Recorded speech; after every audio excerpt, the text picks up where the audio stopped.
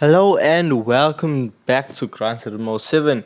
In today's video, we are going to be covering a 700 performance point tune for the Audi Quattro Pikes Peak. This setup will allow you to use it for the Le Mans money making method. For more money making methods and guides, don't forget leave a like and subscribe. With the Audi already being a full-blown race car, there are not that many parts that you need to buy. Namely, you just need to buy a ballast and a power restrictor. And we can't forget, because we are doing Le Mans, racing hard and racing intermediate tires. Now, suspension, differential, transmission, all of that comes standard with the car. You do not have to go out and purchase. So, you can run the vehicle with a high RPM turbo or a medium RPM turbo. For this setup, I went with a high RPM turbo. The most crucial part of getting this vehicle to be under 700 performance points was the ECU being set to 70, the ballast being set to 44, but the positioning is all the way to the front at negative 50, whereas the power restrictor was not touched, it is still on 100%. Now, the gear ratio, it is set to a top speed of 290 kilometers per hour. Now, I did not go in and manually tune any gears because they were not needed.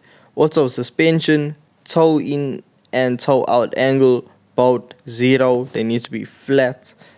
Then, body adjustments, the ride height, 75 in the front, 85 in the rear. I just stiffened the anti-roll bars by setting both front and rear to 6, and that was basically the setup.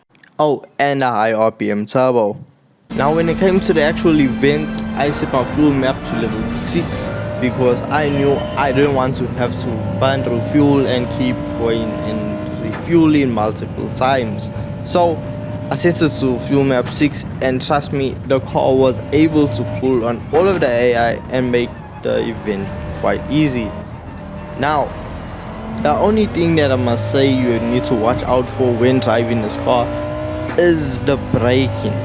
If you slam on the brakes, then the car will start losing control and being very unbalanced.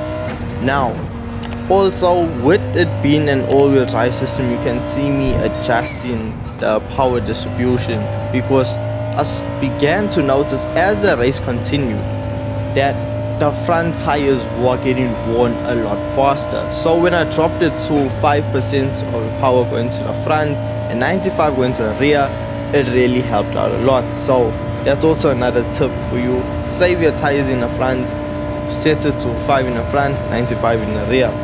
Now top speed, what I was able to hit coming down the straightaway was 276.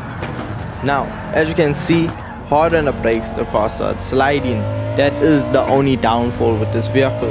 The minute you slam on the brakes, the car locks up and it wants to start just going all over the place.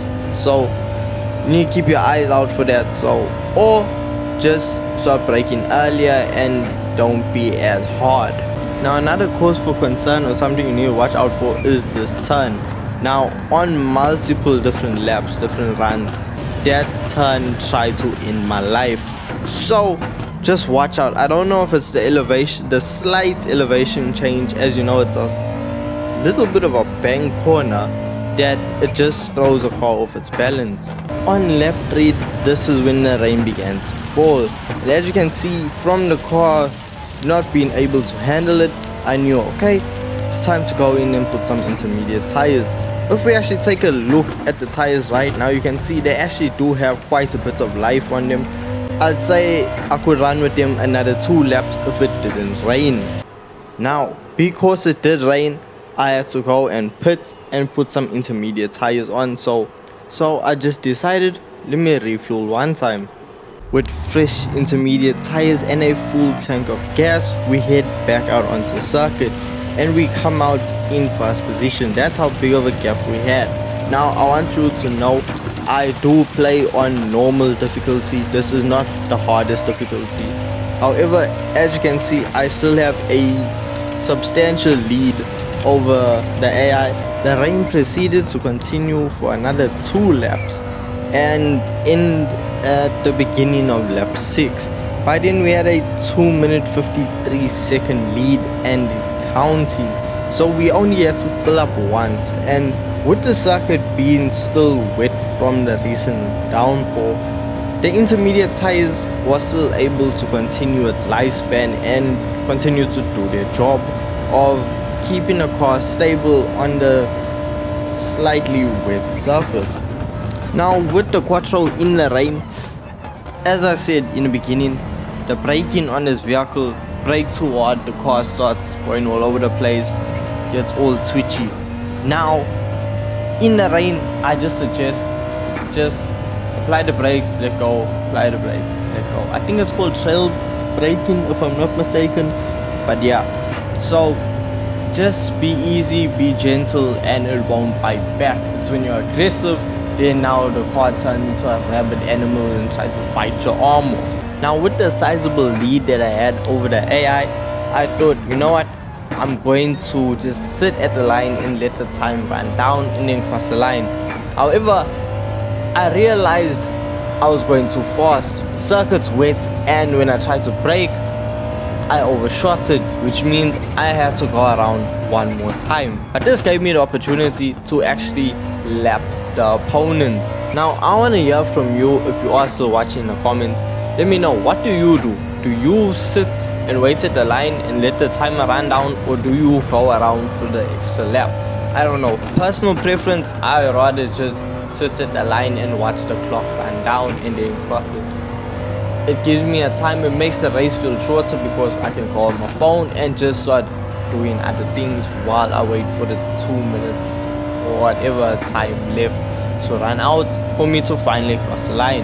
Now when you reach lap 6 and you see, okay, you have about half a tank of fuel left and you have a big enough lead to go and sit at the line, then what I recommend is setting your fuel map to fuel map 1. Put it as the most aggressive, fastest tune possible and just go around as fast as possible and just get a real fun feel for the vehicle. Now, if you do make a mistake like I did where I overshot it, then, or you just want to carry on, you don't want to stop at the line, then you can drop it down to like fuel map 3 or 4, or just use it to your own aggression. You set it up. If you believe you can make it around with enough fuel, you go ahead. Just be careful. You do not want to waste 30 minutes of your life by mischarging the fuel and not being able to finish the race. I know that will be the peak level of pain. Now that basically just wraps up the event, the tune, and how to use a vehicle. For more money making guides, methods, and so forth, more Gran Turismo content, then don't forget, leave a like, subscribe, and I'll see you in the next one. Thank you so much for watching. Peace.